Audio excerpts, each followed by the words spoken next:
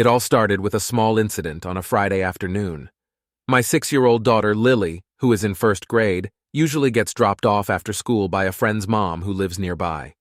That day, instead of pulling into our driveway, the mom stopped at the side of the road and let Lily out. Excited to see me, Lily dashed across the street without looking both ways as she had been taught. I called emergency services immediately.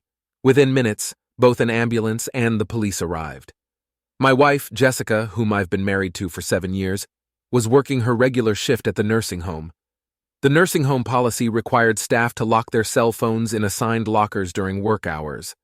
I called the nursing home on my way to the hospital to inform Jessica about the accident. That's when I found out that due to unexpected slowdowns at the nursing home, all full-time staff had to use some of their accumulated time off hours to avoid layoffs. Jessica had decided to use hers that day. The issue was, she left for work in her nurse's uniform, not expecting to be off. I had no idea she had the day off. Normally, if she planned to use her time off, she would discuss it with me first. I started wondering if she took up private work somewhere else to help someone out. All I knew for certain was that the receptionist at the nursing home had lied to me. It was a small thing, but it bothered me a lot. I called Jessica's cell phone, but it went to voicemail. That was odd because usually when she wasn't working, she'd answer. Something felt off, but I couldn't put my finger on it. It was a small thing, but it bothered me. I left a detailed message explaining what was happening. I had filled out all of our daughter Lily's paperwork, but still hadn't heard from Jessica. The emergency doctor had sent Lily for x-rays and an MRI because she wasn't waking up, and they were concerned she might be in a coma. I was really starting to worry. Finally, about an hour after her usual work-end time, Jessica came home. I noticed the scent of fresh soap on her, the kind she usually had after her morning shower. Instantly, I sensed something was wrong, but I didn't know what it was. Just a small detail, but there were too many of them adding up. I now knew something was amiss, but I couldn't figure out what. When I asked Jessica if the receptionist had passed on my message, she said she got it later.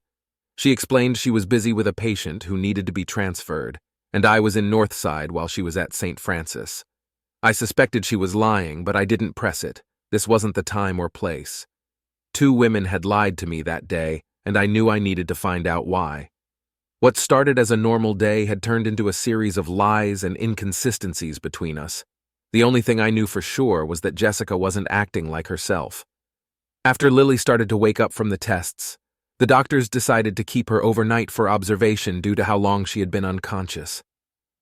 Around 10 p.m., after she fell asleep, we headed home, stopping at a drive-thru for dinner. After eating and having a cold beer, we went to bed. That Saturday, our little girl was given the all-clear to come home. We were fortunate there was no serious harm. When we arrived at the hospital, our family doctor, Dr. Edward Thompson, was there examining her. I was impressed by how seriously he took his job. Before we left, he told us to call his office and schedule a follow-up appointment in 3 weeks. He explained that sometimes there could be issues that arise later related to the accident, and without follow-up, we might never know. He emphasized the importance of being cautious, especially with young children. Once we were back home and settled, I asked Jessica again about her Friday. Her answer didn't satisfy me. Normally, she'd share if anything interesting happened at work or if they had a new patient transferred in. These little pieces of everyday communication were missing. It was a small thing, but these details were starting to add up, forming a pattern. Whatever my wife had been up to on Friday, it was clear she didn't want me to know. I began to wonder why. I started thinking back over the past few weeks to see if I had done something to upset her. Jessica had a tendency to hold on to grudges if she felt unfairly treated, even for weeks. Jessica and I were high school sweethearts. From the moment I first met her in junior high, I never looked at anyone else. Though we broke up 3 or 4 times, we always found our way back to each other. Jessica had a habit of being drawn to something new and diving in to explore what intrigued her, which often led to our breakups. I thought it was just part of growing up and assumed it was a phase she'd outgrow.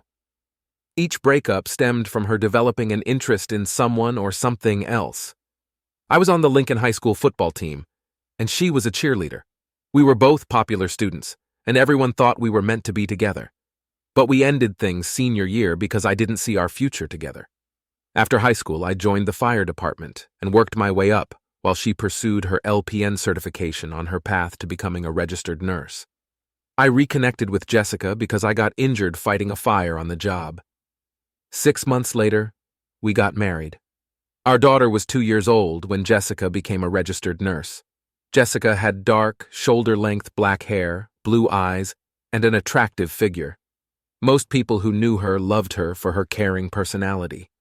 What puzzled me was that in all our years of marriage, we never had any serious conflicts or problems.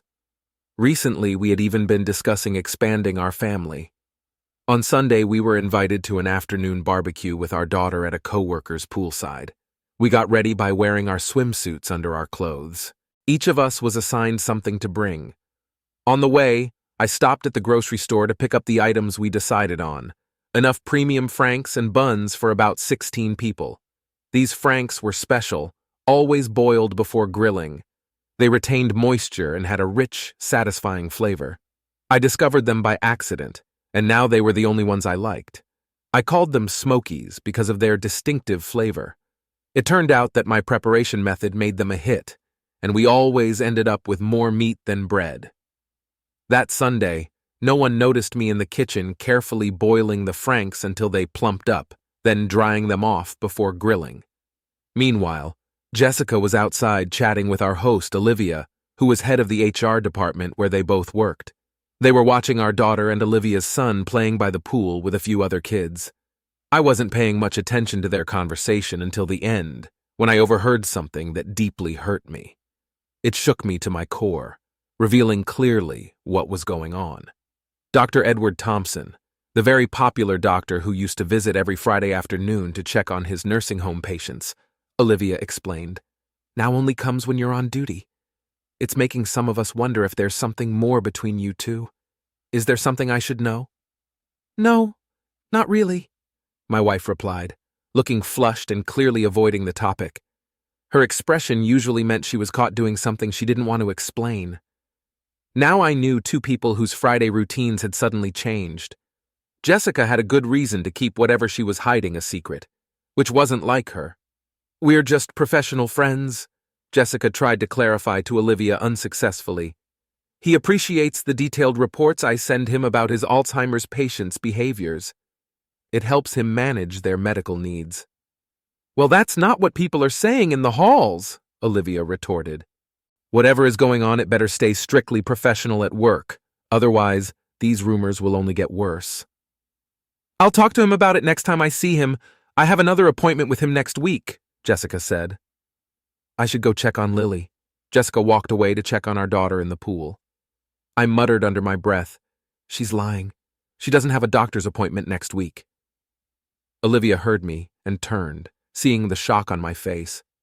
Her expression turned serious as she realized, like I did, that something was definitely going on that I hadn't known about until today. You heard us, didn't you, Michael? Olivia said. I simply nodded. You think there's something going on between them, don't you? Over the past few days, I've noticed a few small inconsistencies. Now, with what I just witnessed and heard, it's painting a very different picture. Her facial expressions clearly showed she's hiding something she doesn't want anyone to know about. It's made me reconsider everything. Can you please tell me how long Jessica has been taking every other Friday off? I asked. For the last 3 months. She proposed the new schedule since she works a lot of extra hours. Most of her overtime pay goes towards additional taxes. She says taking the day off helps reduce her overtime hours, and she saves her accumulated time off for family matters, Olivia explained. We in human resources like it because in the long run, it saves the company money and gives part-time employees more hours. Another question. How close is Jessica to the receptionist who answers the phone? I inquired. They're best friends. Why? Olivia replied. When I called about Lily's accident on Friday, the receptionist told me Jessica was taking accumulated permanent time off because it was slow, and management had asked all full-timers to do so to avoid laying off part-time staff. You were lied to. We're operating at full capacity.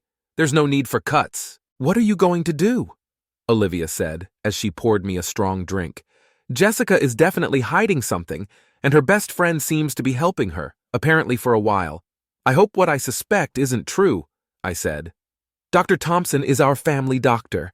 If my gut feeling is right, I'll ruin his career, divorce my wife, and seek sole custody of our daughter. Well, according to the rumors going around, you're not the only one who suspects something, Olivia said. The nurses she works with feel they're too friendly with each other for it to be purely professional.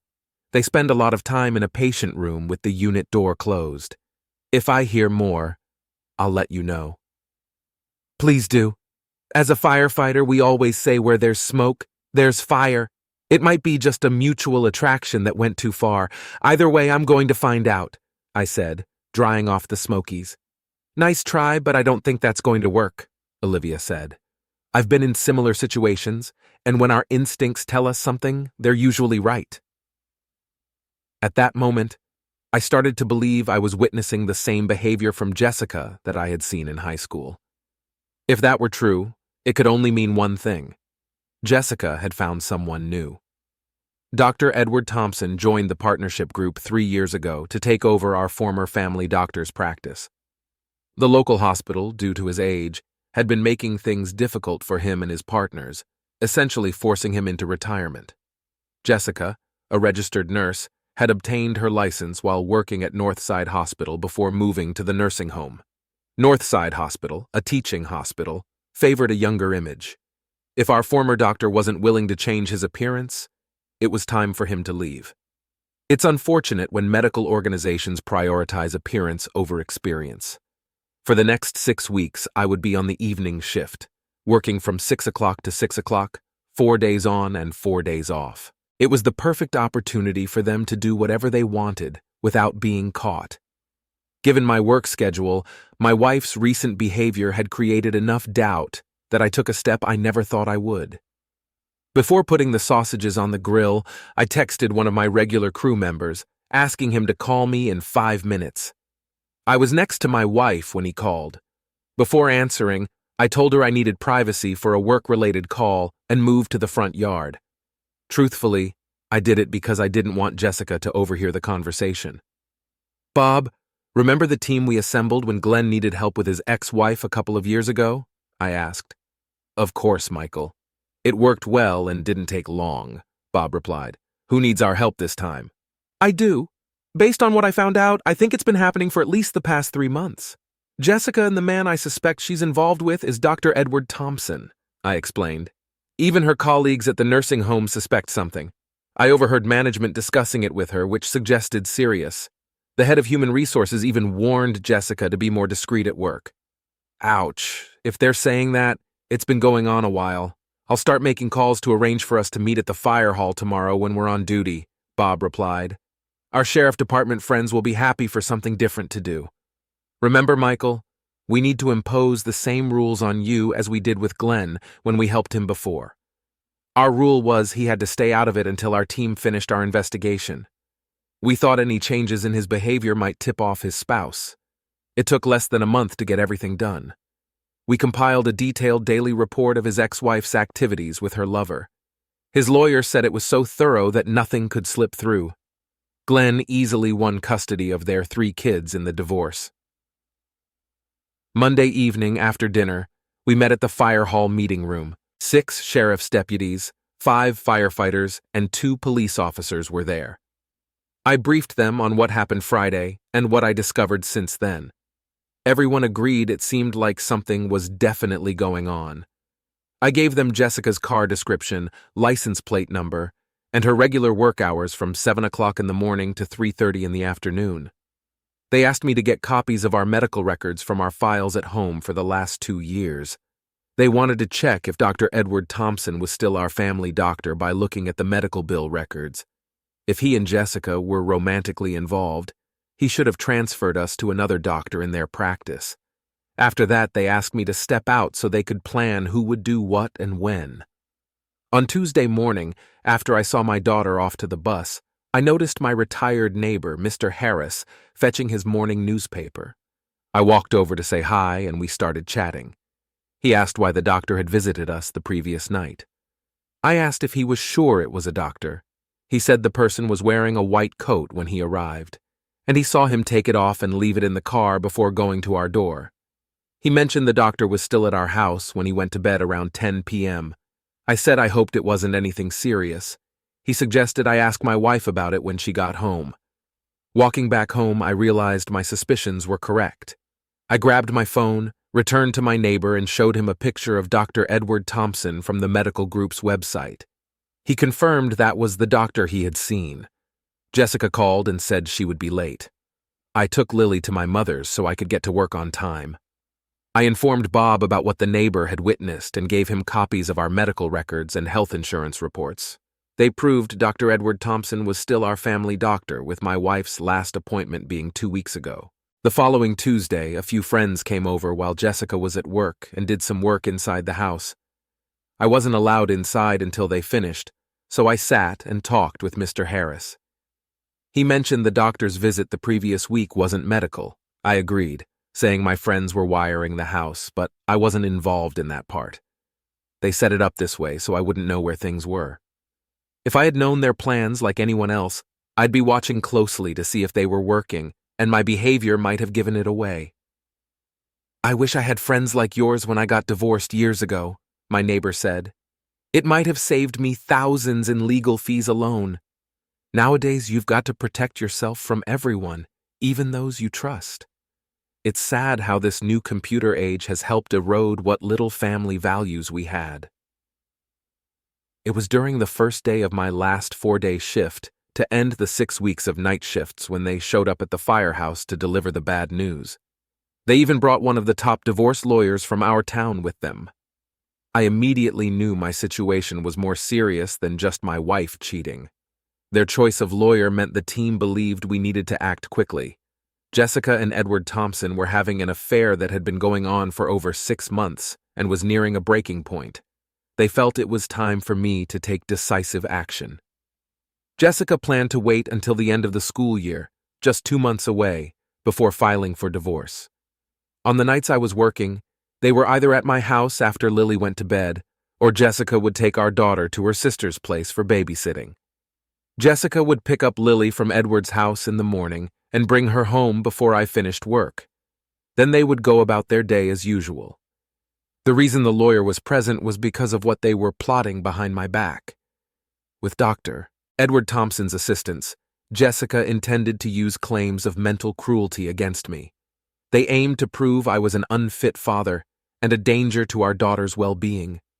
Jessica, relying on her professional background, thought that the fabricated accusations, supported by a detailed medical record they were compiling, would convince the court to grant her full custody of our daughter. She aimed to reduce my interactions with Lily to supervised visits only. Her ultimate goal was to provoke such anger in me and my parents that we would choose to permanently cut ties with them. As I sat there listening to their plans, I couldn't help but wonder what I had done to my soon-to-be ex-wife to make her so malicious and vengeful. The extensive report spanned 60 pages and included dates, explicit photographs of the two engaged intimately, several notarized statements affirming their 6-month relationship, and transcripts of their conversations plotting how they could harm me. Our ace in the hole appeared to be a very graphic picture of our 6-year-old daughter standing at the foot of our master bed, watching the two of them together, with both of them lying completely oblivious to the fact that Lily was there. I decided to have her served after my last night shift later this week. After that, we'll file a complaint with the state medical board against Dr. Edward Thompson on the same day. We'll provide evidence from our billing records showing he was still acting as our family doctor during that time. We'll question whether he falsified medical records to support my soon-to-be ex-wife's claims of mental cruelty, especially since they discussed setting me up. It was also proven with a photograph that he was having an affair with my wife in front of our 6-year-old daughter. Dr. Edward Thompson, a respected man, violated medical ethics and broke the law by falsifying medical records. A copy of the divorce petition will be given to our local child services, along with an explanation that I'm taking my daughter out of town to allow them to investigate my wife and me without my interference. A letter will explain this as a precautionary measure. The state's child services take crimes against children by family members very seriously. All three agencies will receive an 8x10 photograph showing my daughter witnessing the affair. I'm taking 3 weeks vacation starting right after this week's shifts end. It's already approved. One of the fire department heads, a colleague, was present when I called my retired parents and suggested we use Dad's RV for a 3-week vacation starting the day after my last shift. I said I needed their help and would cover the costs.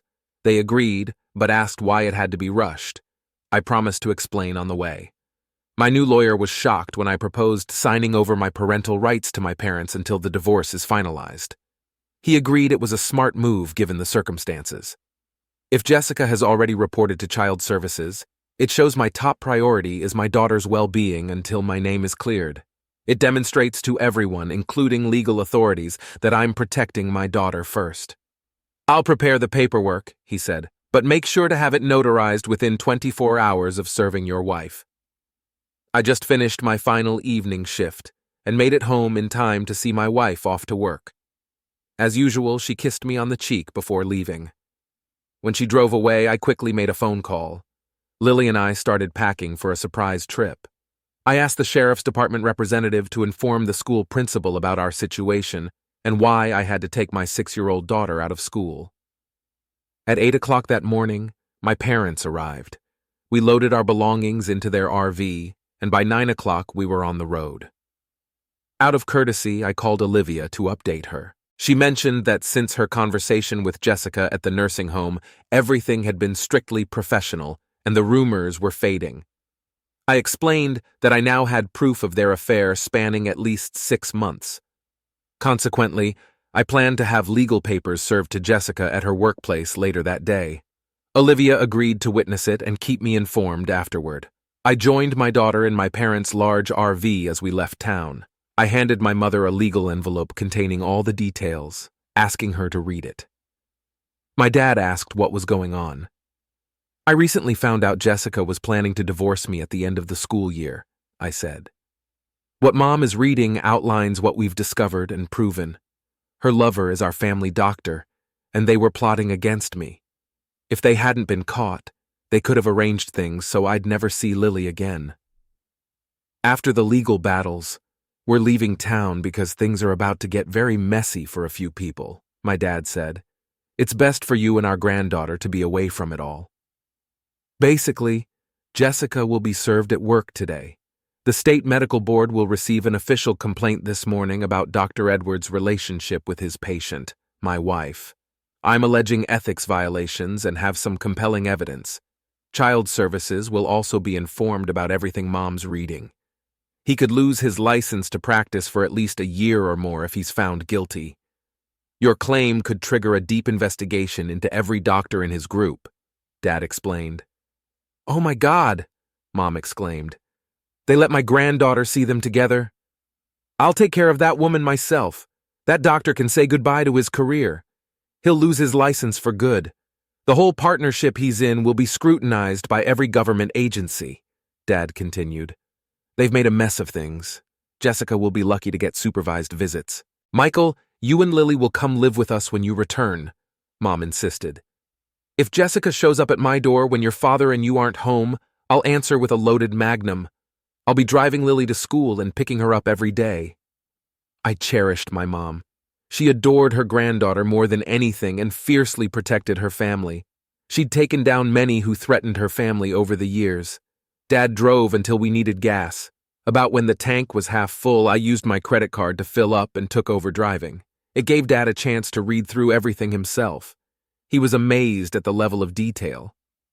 I explained about the group we'd formed within city services. This was our second time helping a divorce case to protect one of our own. Around 3 o'clock, we stopped at a trailer park for the night that Mom had booked. These 3 weeks were meant to spoil her granddaughter. After parking and hooking up the RV, I took Lily swimming in their pond. Just as we returned, my cell phone rang.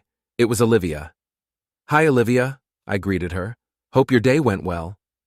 Michael, we haven't had such an exciting day in months, Olivia replied.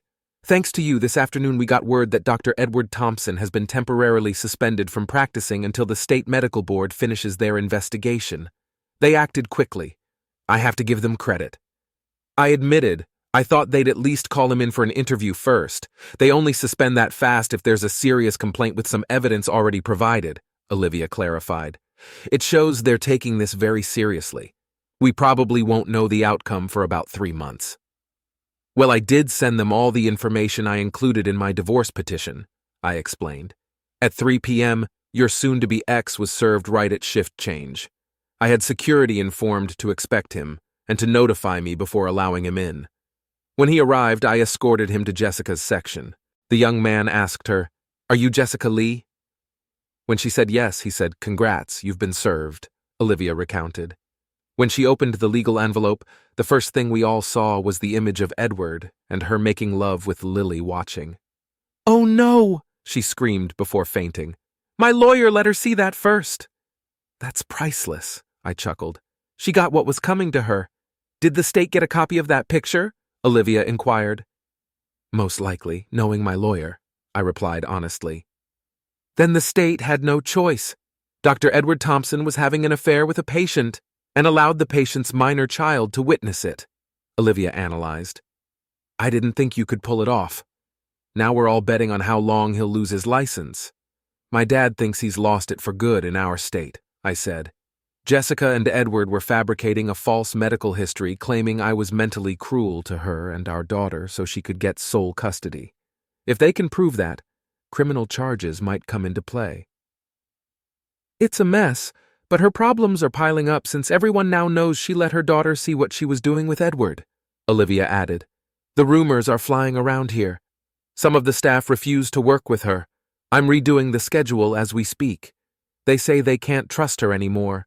When she regained her composure, I informed her that the state had notified us about Dr. Edward Thompson's suspension by the medical board pending their investigation. She wasn't happy when she left at 3:30. "Wait until she realizes Lily and I are out of town," I said. "We left this morning with my parents on advice from my lawyer. Given the accusations from both Edward and Jessica, my lawyer thought it best for me not to be alone with my daughter right now." That's a smart move. Because of her profession, she has a lot of friends everywhere to make her claims credible. "Those stories may already be circulating," Olivia remarked. "In the end, it's the thoroughness of our reports that has legally saved our organization more than once," I said.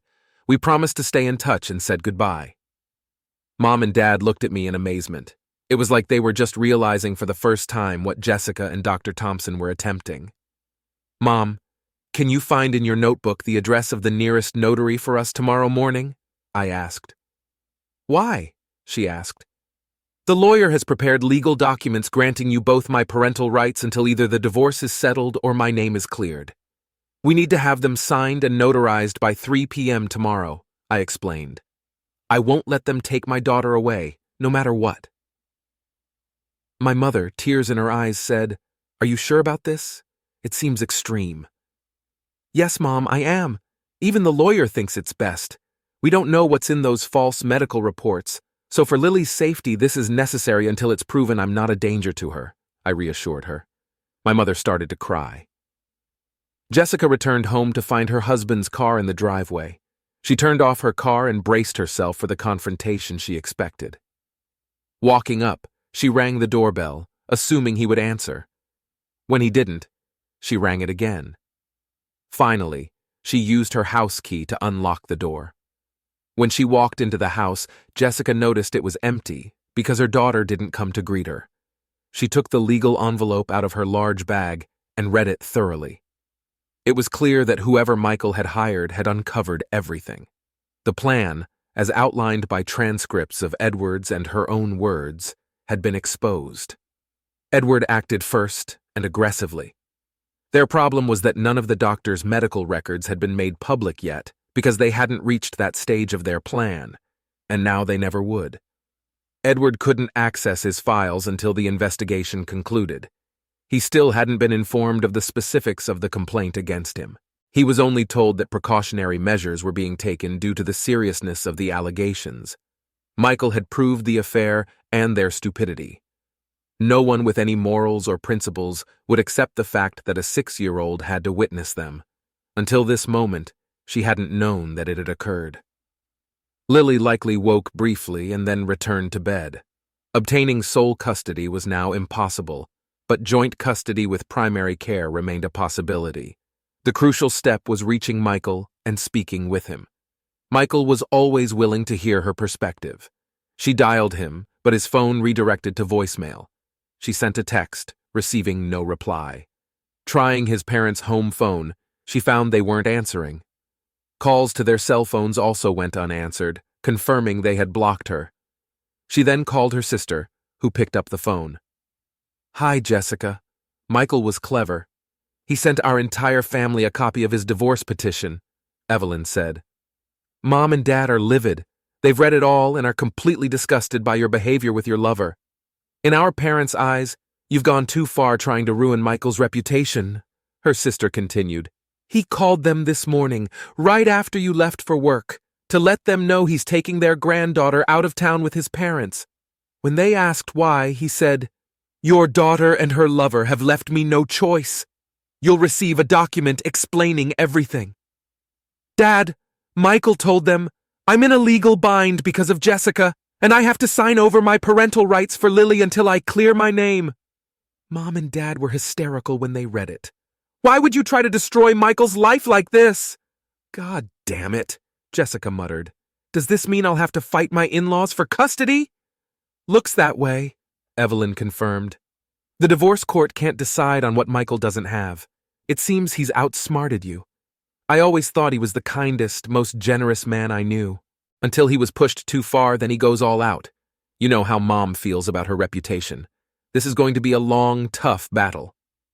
"I was expecting a fight, but not like this," Jessica admitted. "I thought I had a winning strategy." "We all got what you received, a certified copy of the divorce petition, along with a note saying the same was sent to the state medical board," Evelyn clarified. "You and Edward were trying to ruin him so you could cut Lily out of his life. If you were in his shoes, what would you do?" "Crap!" Jessica exclaimed. "He's going after Edward's career and our future. If the board sides with Michael, Edward may never practice medicine in this state again." "Bingo, sis. You've got it figured out," Evelyn said. "He's turning the tables using your own schemes against you to prove his point. But let's face it, Edward may be your best lay, but the family and I agree we're staying out of this. We won't support your attempt to ruin your husband's life. Stay away from us until this mess is resolved." Jessica was shocked to realize her husband had outsmarted her completely. Even her own family wanted nothing to do with the mess she had created. She and Edward had believed they were cautious, so being served had come as a total surprise. She spent the entire night trying to unravel how they had been caught. Edward Thompson had just left a tense 4-hour meeting with his partners. They had agreed to buy him out immediately to minimize the impact of the investigation on their limited partnership until they identified who made the serious allegations. Everyone was operating blindly. Edward made enough from the deal to start his own practice once things calmed down. Jessica's phone buzzed with a text message. She opened it to find a reply from Michael. He expressed he was too angry to talk and any communication must go through their lawyers. Jessica broke down in tears, realizing she had lost her chance to persuade him to withdraw his complaint against their doctor. "My parents and I had just left the notary after finalizing the transfer of my parental rights to them. It cost me an extra $5 for them to scan and send a copy to my lawyer. Unexpectedly, I received a call from the family doctor's office. The state was there, and they had a court order to obtain medical records, but my name wasn't included. The nurse asked for my permission to release the records related to my family, including my wife's and my billing records. Mom had planned our trip meticulously, ensuring there was something fun for Lily to do every day. It brought back memories of our childhood vacations. We parked early again, and with the humidity bearable, Dad and I were outside grilling supper. Mom called out that Olivia was on my cell. I took the phone from her and answered. "Hi, Olivia," I greeted her. "I'm surprised to hear from you so soon." "It's been quite a day here, thanks to you," Olivia chuckled lightly. "Jessica was interviewed by state officials this afternoon for about an hour. We used our on-staff notary to record, witness, and verify her statement." "I find that really interesting," I commented. "Is there anything else important I should know?" After the meeting, she mentioned she'd have to face a full review by the nursing board for her behavior, Olivia explained. She's likely looking at a 6-month probation. How will this affect her job? I inquired. Since what happened didn't occur here, it won't affect her job much, Olivia replied. I'll just have to keep an eye on her and report anything suspicious for the next 6 months. Jessica will probably submit the best daily reports on our patients in the whole organization, but if she does get probation, we'll assign her to the night shift during that time. I chuckled because Jessica disliked night shifts due to their impact on social life. I mentioned that my parents and I were trying to make this time special for Lily. After a brief chat, I promised Olivia dinner once I returned. During supper, my mother asked what I knew about Olivia. I admitted I didn't know much. She's a single mother around my age with a son slightly older than Lily. I wasn't even sure if she was married. Olivia and I stayed in touch for the remainder of our trip. The day before we returned, I called my lawyer to arrange access to my home so I could collect my belongings. That's when I discovered Jessica had moved out, taking what she wanted, and was now living with Edward. We cut our trip short by a couple of days to get things sorted out. Slipping back into Cape on Friday morning, my parents found it amusing and dropped me off at the house early that morning, taking Lily to our new home first. I mowed the lawn, and a neighbor brought over a cold beer before I finished. He remarked it was a clever move, as news of our marriage breakdown had made the local headlines. I called a locksmith to rekey all the locks. I spent the day cleaning up the mess Jessica had left at home. I called my mom to see if there was anything she needed from the house. She said no, just ours and Lily's clothes. The rest would be sold with the house. I gathered up any canned goods and frozen food we had left and dropped it off at the food bank. Then I returned to clean out the fridge. I brought the stuff home, and Mom insisted on washing all the clothes in case something had been done to them. By around 4 p.m., I picked up my phone. Olivia answered right away. Hey, Michael, you're back? Olivia greeted. When did you get back?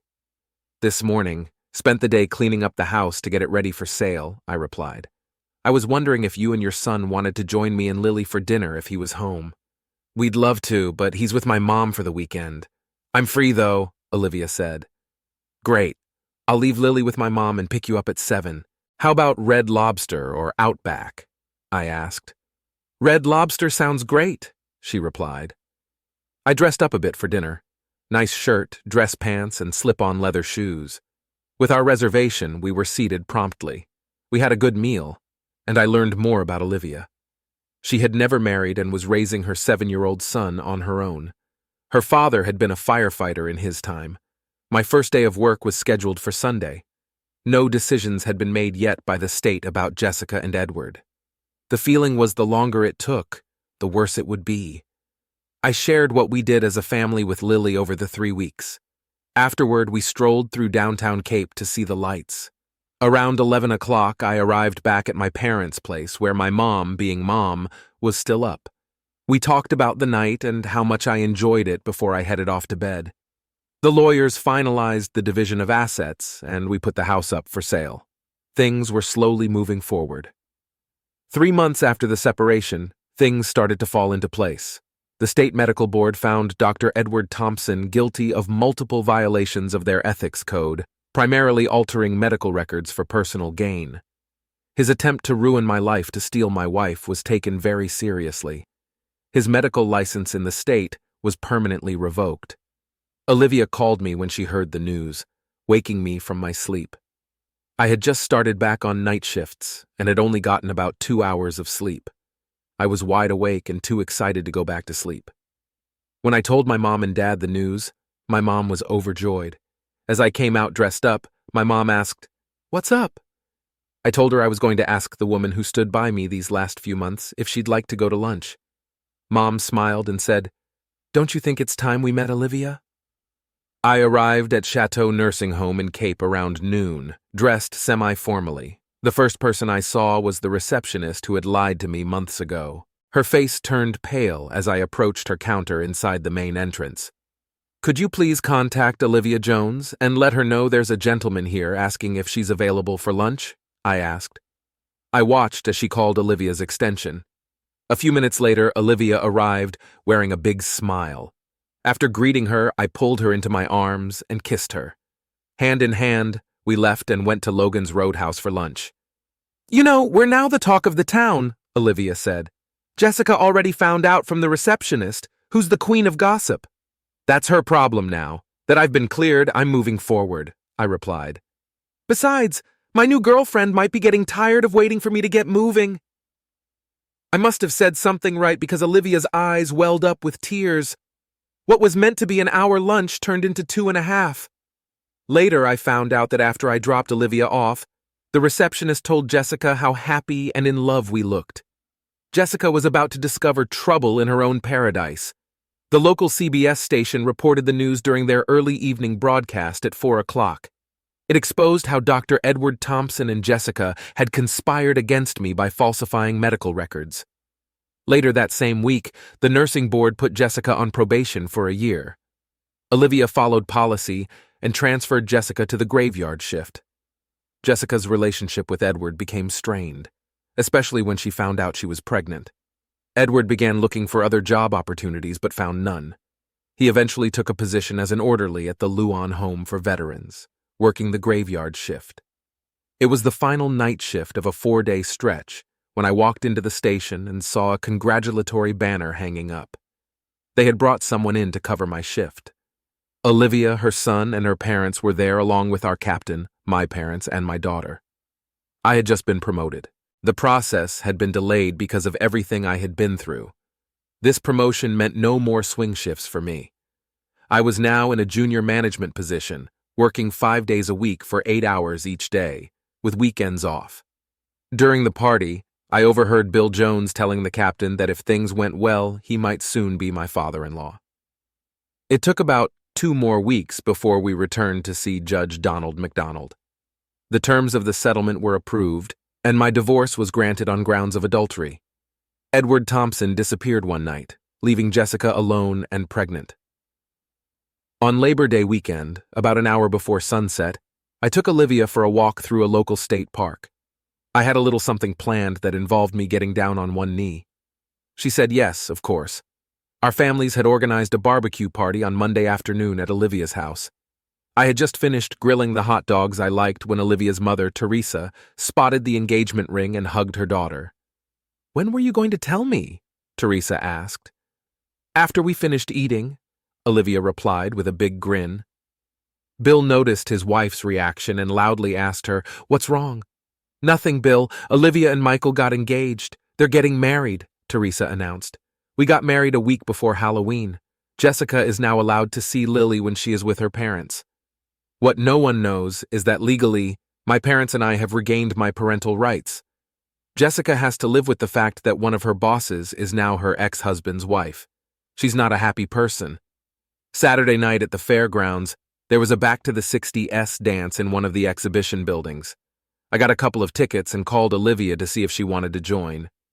She said yes, but had to have dinner with her parents first. She invited me and Lily to join them, and I agreed. It was interesting. It had been a while since I faced an overprotective father. Lily and Olivia's son, Terry, were getting along well. Olivia's father seemed a bit harsh. I think Olivia noticed because I overheard her telling her father to ease off. "I know Michael is a good, honest man," she said. "How do you know what kind of man he is?" he retorted. "His ex-wife has accused him of all sorts of things, and everyone's whispering about it behind his back." "Dad," Olivia replied. "He works out of station number 3. He paused, then smiled and said, "Well, why didn't you tell me that? It takes a special kind of man to be a fireman. I now know those stories about you are all nonsense. You're always welcome here." They offered to keep Lily overnight, but I explained she was due at her grandparents' for the weekend, which led to me having to explain the whole situation. The dance was a blast.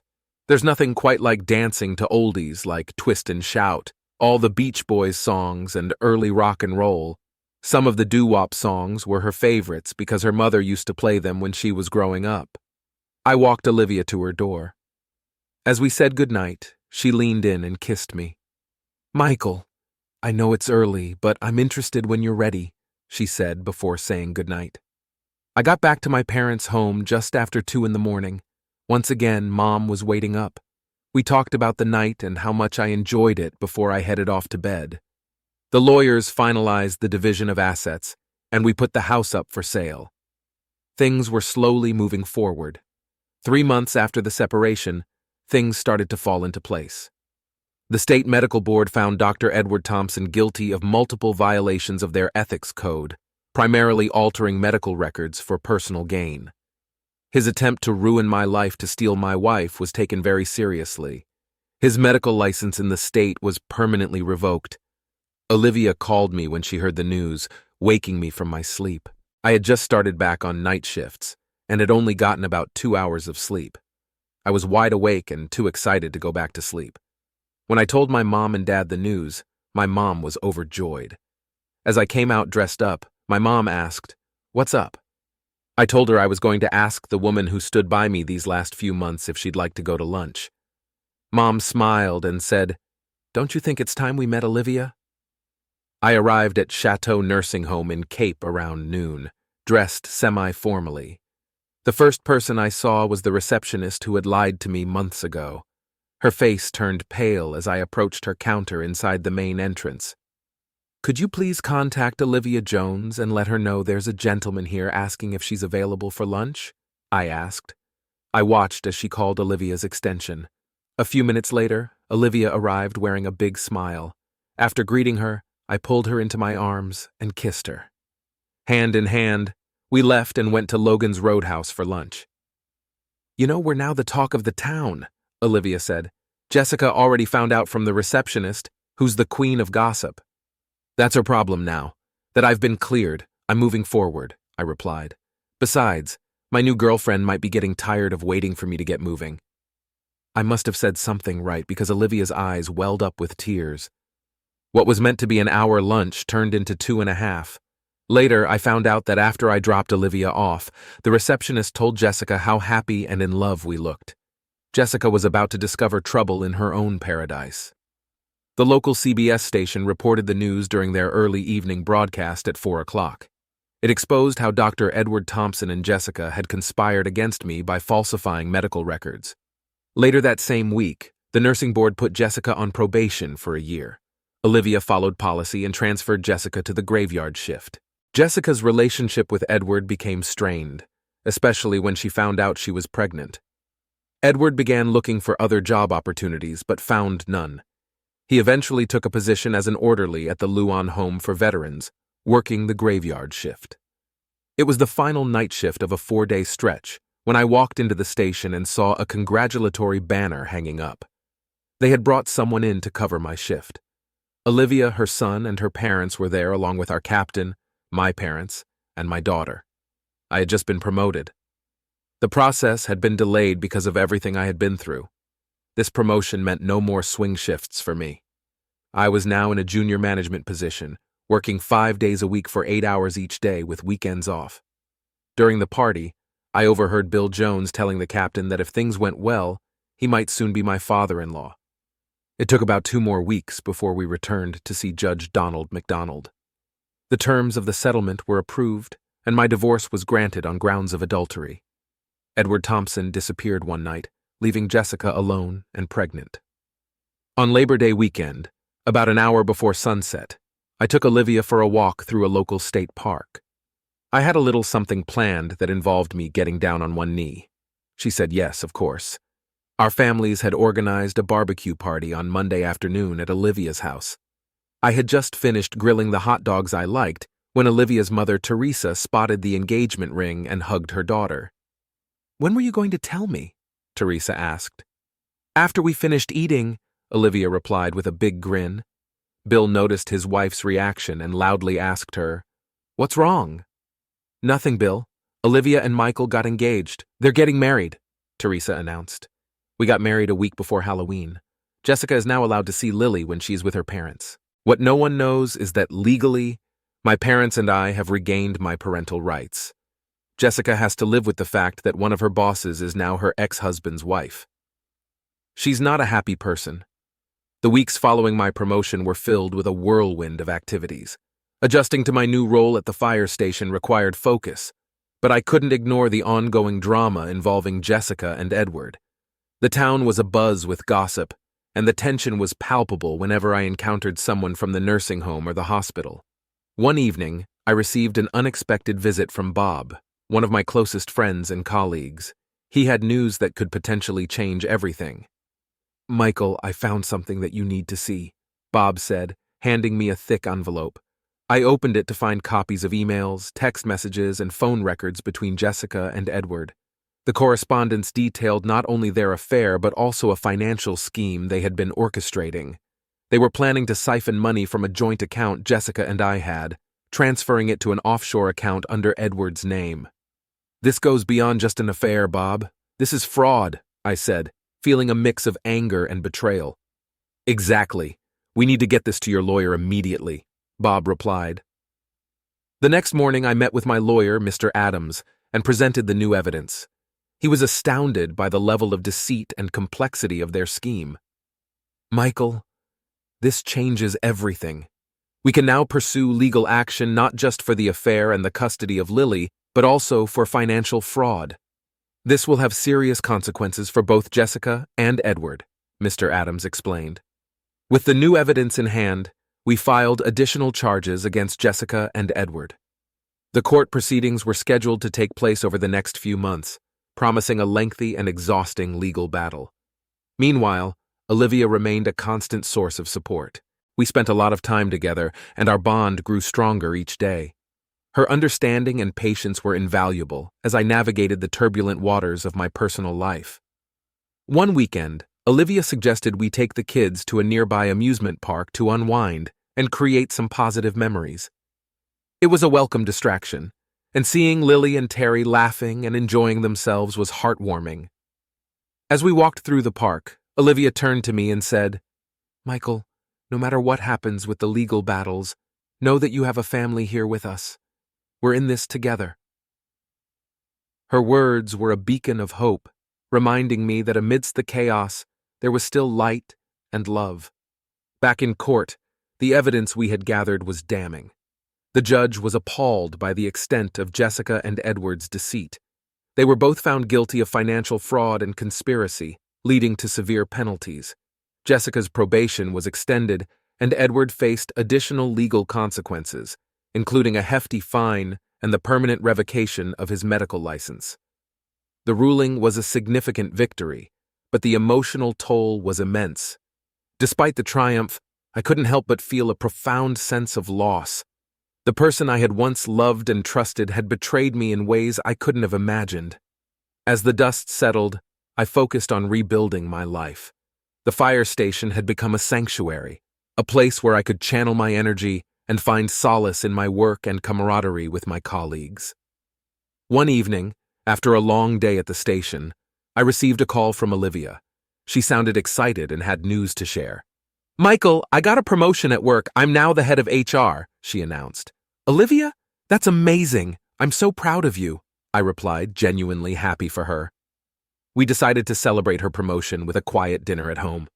As we sat together toasting to her success, I realized how far we had come. Despite the challenges and setbacks, we had built a life filled with love, trust, and mutual respect. Our journey was far from over, but with Olivia by my side, I knew we could face whatever came our way.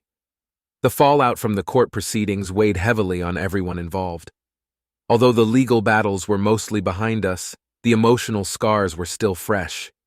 Each day felt like a struggle to balance the demands of my new position at the fire station with the responsibilities of being a single parent. Lily, though resilient, was noticeably affected by the turmoil. Her once vibrant energy had dulled, and she often seemed lost in her thoughts. I knew she needed stability and reassurance, and I was determined to provide that for her. One evening, as I was tucking Lily into bed, she looked up at me with her big, questioning eyes. "Daddy, why can't Mommy live with us anymore?" she asked, her voice trembling. I took a deep breath, searching for the right words. "Lily, sometimes grown-ups make mistakes, and those mistakes can hurt the people they love. But no matter what, both Mommy and I love you very much." "But why did she have to go away?" she pressed. "Mommy made some choices that were not good for our family. She needs time to learn from those mistakes and become a better person. It's not your fault, sweetheart. None of this is your fault," I said, holding her close. Tears filled her eyes, and she hugged me tightly. I miss her, Daddy. I know, Lily. I know. It's okay to miss her. It's okay to feel sad. But we're going to be okay. We have each other, and we'll get through this together, I assured her. After Lily fell asleep, I sat in the living room, grappling with my own emotions. The weight of everything was overwhelming. I felt a mix of anger, sadness, and a lingering sense of betrayal. The woman I had loved and trusted had not only broken my heart, but had also endangered our daughter. Olivia called, sensing I needed someone to talk to. We spent hours on the phone, her soothing voice a balm to my troubled mind. Michael, you're doing an amazing job. Lily is lucky to have you as her father, Olivia said, her words filled with warmth. Thank you, Olivia. I just wish things could have been different, I replied, my voice heavy with regret. We can't change the past, but we can shape the future. Focus on the positive. You have a beautiful daughter who loves you, a career you excel in, and people who care about you, she encouraged. Her words resonated deeply. Despite the pain, there were still reasons to be hopeful. The next few weeks were a whirlwind of activity. Olivia and I worked together to create a sense of normalcy for Lily. We planned fun outings, had movie nights, and spent quality time as a family. Slowly, Lily began to smile more, her laughter a sign that she was healing. One afternoon, I received a call from Jessica's parents. They wanted to arrange a visit with Lily. Although I was hesitant, I knew it was important for Lily to maintain a connection with her grandparents. When they arrived, it was a bittersweet reunion. Lily was ecstatic to see them, and they showered her with love and affection. We sat down to discuss the situation, and they expressed their regret for what had transpired. Michael, we are truly sorry for everything Jessica has done. We had no idea she was capable of such deceit, Jessica's mother said, tears in her eyes. I appreciate that. Lily needs all the love and support she can get right now, I replied, my tone measured. We want to be a part of her life, to help her heal, her father added. You can, but there have to be boundaries. Jessica is not to see Lily without my permission, I stated firmly. They agreed, understanding the gravity of the situation. As they left, I felt a sense of relief. Lily had a support system, and we were all committed to her well-being. That evening, Olivia and I sat on the porch watching the sunset. The sky was painted in hues of orange and pink, a serene contrast to the turmoil we had endured. Today was a good day, I said, breaking the silence. Yes, it was. Lily is smiling again. That's all that matters, Olivia replied, squeezing my hand. Thank you for being here, for everything, I said, looking into her eyes. Always, Michael. We're in this together, she replied, her voice filled with conviction. As the sun dipped below the horizon, I felt a renewed sense of hope. The journey was far from over, but with Olivia by my side and Lily's resilience, I knew we would overcome any challenge that came our way. The days that followed were a mix of highs and lows. Although progress was being made, the shadows of the past lingered. One evening, as I was heading home from work, I received a call from my lawyer, Mr. Adams. Michael, we need to talk. Can you come to my office tomorrow morning? He asked, his tone serious. Of course, Mr. Adams. I'll be there at 9 o'clock, I replied, feeling a knot of anxiety form in my stomach. The next morning, I arrived at his office and was ushered into a conference room. Mr. Adams looked up from a stack of papers and motioned for me to sit. Michael, we've uncovered something new. Jessica has filed a motion to regain custody of Lily. She's claiming that her time on probation has reformed her and that she deserves another chance, he explained. My heart sank. Can she do that? After everything she's done? Legally, she can file the motion, but we have a strong case against her. The court will consider Lily's best interests, and we have substantial evidence to prove that Jessica is not fit to have custody, Mr. Adams assured me. The thought of facing Jessica in court again was daunting, but I knew I had to protect Lily. As I left the office, I called Olivia to share the news. Michael, we will get through this. You have the truth on your side, Olivia said, her voice steady and reassuring. A week later, the court date arrived. As I entered the courtroom, I saw Jessica sitting with her lawyer. She looked composed, but there was a nervous energy about her. When she saw me, her expression hardened. The judge, a stern-looking woman named Judge Taylor, called the court to order. Jessica's lawyer presented her case, arguing that she had made significant changes and deserved to be part of Lily's life. When it was my turn, Mr. Adams laid out the evidence. He detailed the financial fraud, the deceit, and the impact on Lily. We presented testimonials from Lily's teachers, our family doctor, and Olivia, all attesting to the stable and loving environment I had provided for my daughter. Jessica took the stand, tearfully recounting how much she missed Lily and how she had worked hard to turn her life around. Her performance was convincing, but I knew it was just that, a performance. When I took the stand, I spoke from the heart. Your Honor, my primary concern is Lily's well-being. She has been through so much already, and she needs stability and love. Jessica's actions have shown a disregard for our daughter's emotional and psychological health. I ask that you consider Lily's best interests and deny this motion. After what felt like an eternity, Judge Taylor gave her ruling. Based on the evidence presented, it is clear that Lily's best interests are served by remaining in the custody of her father. The motion for custody change is denied. However, supervised visitation with her mother will be allowed under strict conditions. Relief washed over me as the judge's words sank in. Jessica looked devastated, but there was a hint of resignation in her eyes. As we left the courtroom, I felt a sense of closure. The legal battles were behind us, and I could focus on moving forward. That evening, Olivia and I decided to celebrate with a quiet dinner at home. As we sat together reflecting on the day's events, there was a knock on the door. It was Jessica. "Michael, can I speak with you for a moment?" she asked, her voice trembling. "Olivia, can you take Lily upstairs?" I asked. Olivia nodded and guided Lily to her room. I stepped outside and closed the door behind me. "What do you want, Jessica?"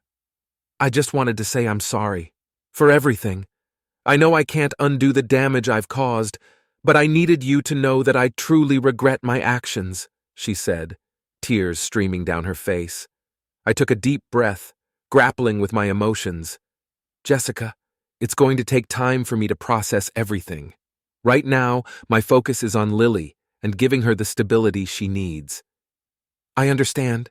Thank you for letting me see her, even if it's supervised. I just want to be part of her life," she said, her voice breaking. "That decision is out of my hands now. It's up to the court, and we'll follow their guidelines. But for Lily's sake, I hope you mean what you say and truly want to change," I replied. Jessica nodded, wiping her tears. "I do, Michael. I really do." As she walked away, I felt a mix of emotions, relief, sadness, and a glimmer of hope that maybe, just maybe, she could change for the better. When I went back inside, Olivia was waiting for me. "How did it go?" she asked. She apologized, said she wants to change. "Only time will tell if she means it," I replied, sitting down beside her. "We'll take it one day at a time," Olivia said, wrapping her arms around me. With Olivia's support and the court's decision, I felt a renewed sense of hope. The road ahead would still have its challenges, but for the first time in a long while, the future looked promising. The weeks that followed the court's decision were a time of adjustment and introspection. With supervised visits now part of our routine, I focused on maintaining a stable environment for Lily. Jessica's apologies had stirred up a whirlwind of emotions, but I remained cautious, knowing that actions speak louder than words. One Sunday morning, Olivia and I decided to take the kids to a nearby wildlife sanctuary. It was a beautiful autumn day, the air crisp and the leaves vibrant shades of red and orange. As we walked along the trails, Lily and Terry excitedly pointed out animals and asked questions about their habitats. At one point, we came across a small pond where a group of children were gathered, watching turtles sunbathe on a log. Lily and Terry joined them, their laughter and curiosity a welcome sound. While the kids were occupied, Olivia and I sat on a bench, enjoying the peaceful scenery. She leaned against me, and I felt a sense of calm wash over me. "Days like this remind me of what really matters," Olivia said softly. "Yeah, they do," I agreed, squeezing her hand. Just then, a commotion broke out near the pond. One of the children had slipped and fallen into the water. Without hesitation, I rushed over, jumping into the shallow pond to pull the child to safety. The little boy was scared, but unharmed. His parents thanked me profusely, their relief palpable. "Daddy, you're a hero!" Lily exclaimed, her eyes wide with admiration. I smiled and hugged her. "I just did what anyone would do, sweetheart." As we continued our walk, I couldn't help but reflect on the moment. It was a stark reminder of the importance of being present and vigilant, especially as a parent. Later that evening, as we sat around the dinner table, Olivia brought up a topic that had been weighing on her mind.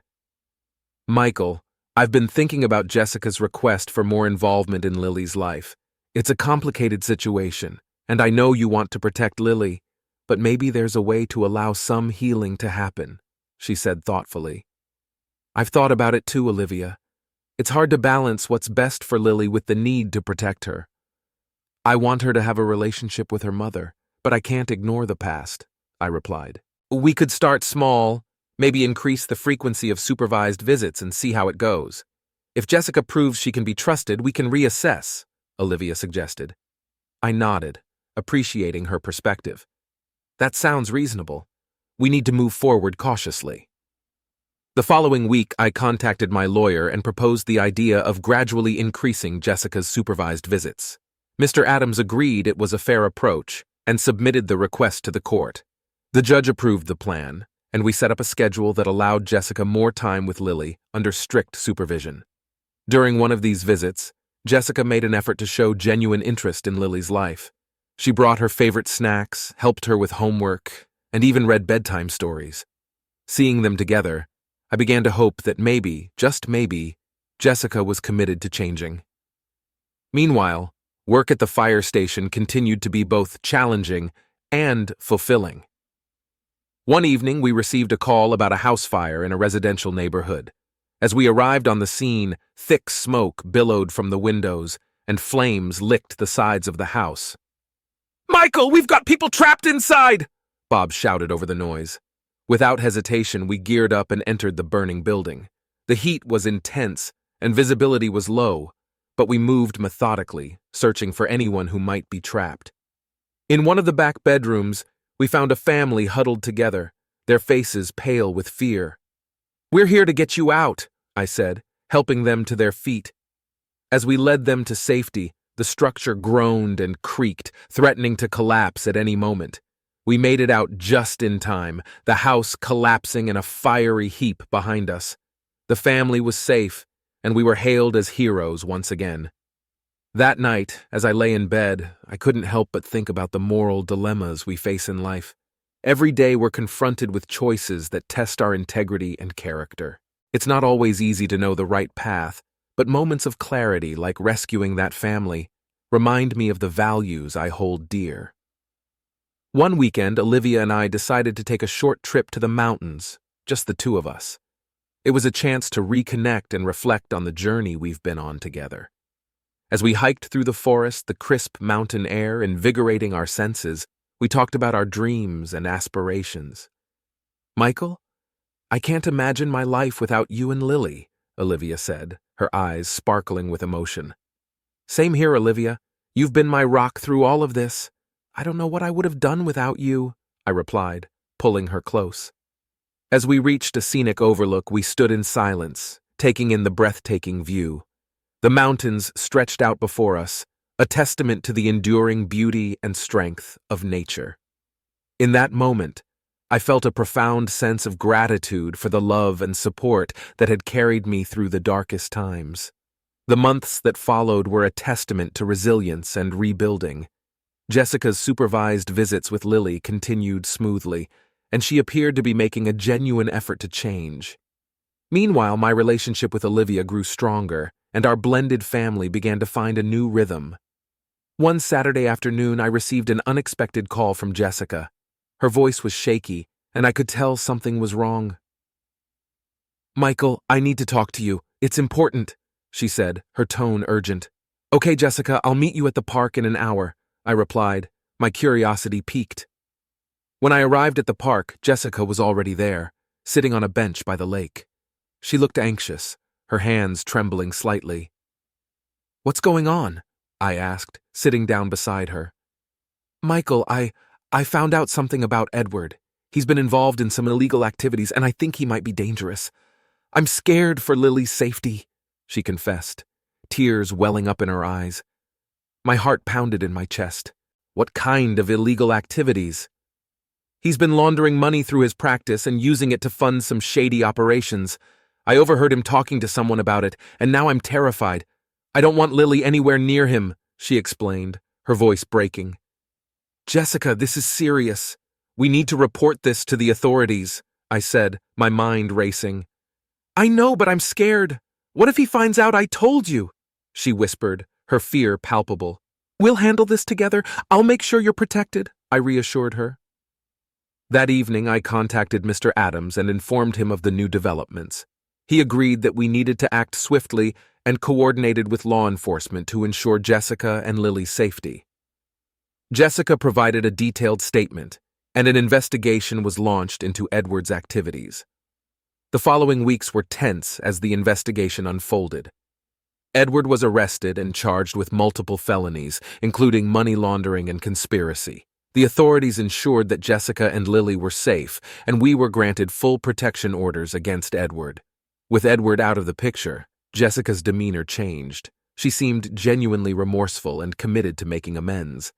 We continued with the supervised visits, but I remained vigilant, ensuring that Lily's best interests were always the priority. Meanwhile, life at the fire station remained busy. One evening, we received a call about a major accident on the highway. Multiple vehicles were involved, and it was a chaotic scene. As we worked to extricate the injured and provide medical assistance, I was reminded once again of the unpredictability of life and the importance of being prepared for anything. Back at home, Olivia and I focused on creating a nurturing environment for our children. We planned family outings, supported Lily in her school activities, and made sure that our home was a place of love and stability. One evening, as we were sitting on the porch, Olivia turned to me with a thoughtful expression. Michael, have you ever thought about expanding our family?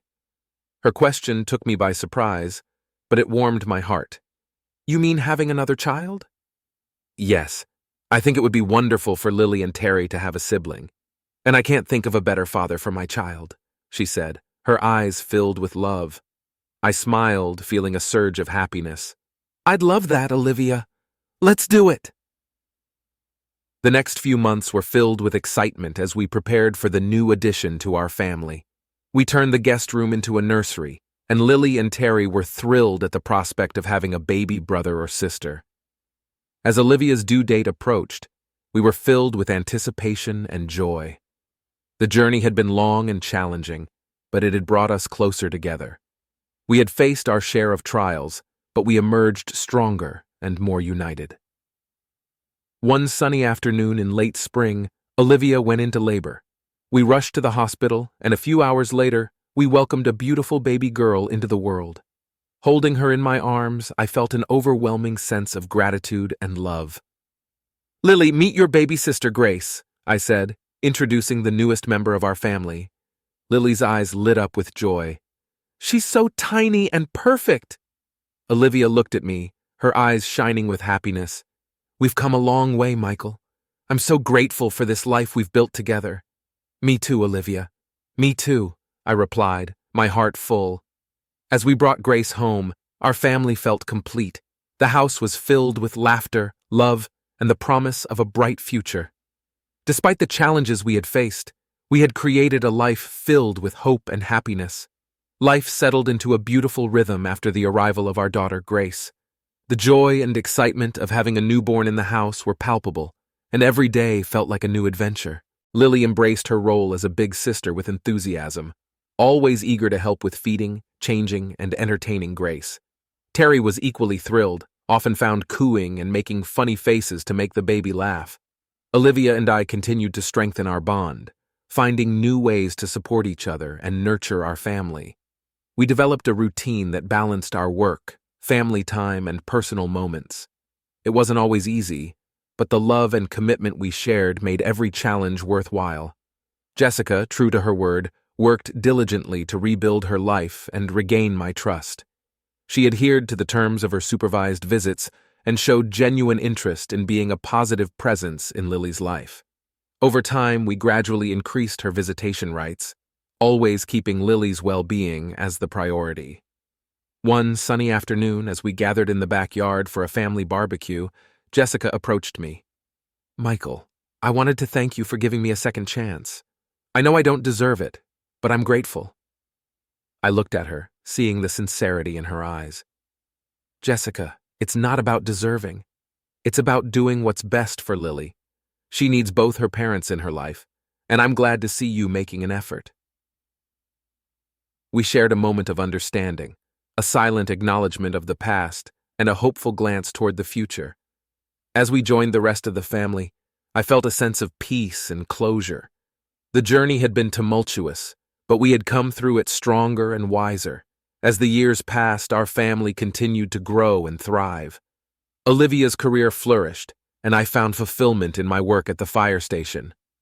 We made it a point to take family vacations, exploring new places and creating cherished memories together. One summer, we decided to take a road trip to Yellowstone National Park. The kids were thrilled at the prospect of seeing geysers, wildlife, and the stunning landscapes. We packed up the RV and set off on our adventure, the excitement palpable. The trip was everything we hoped for and more. We hiked through breathtaking trails, marveled at the geothermal wonders, and enjoyed campfires under the starry skies. It was a time of bonding, laughter, and reflection. On the last night of our trip, as we sat around the campfire, Olivia turned to me with a smile. "Michael, this has been one of the best experiences of my life. I'm so grateful for our family." "Me too, Olivia. We've come a long way and I wouldn't trade it for anything," I replied, holding her hand. Lily and Terry, now older and full of curiosity, shared their favorite moments from the trip.